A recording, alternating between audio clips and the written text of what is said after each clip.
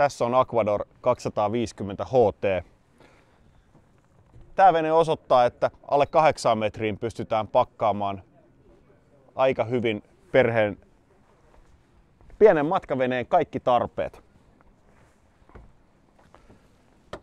Voimanlähteenä on 2-puolikas Merkkuri.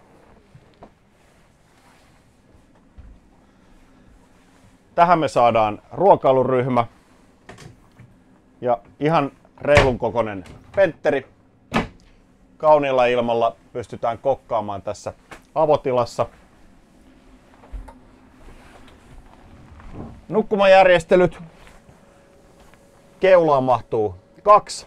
Sitten meillä on pistopunkka, jonne mahtuu pari lasta tai 1 aikuinen. Ja lisäksi saadaan sohvalle vielä lisävuodetta. Reilun kokoinen vessa, ei ihan seisomakorkeudella, mutta operointikorkeus on erittäin riittävä.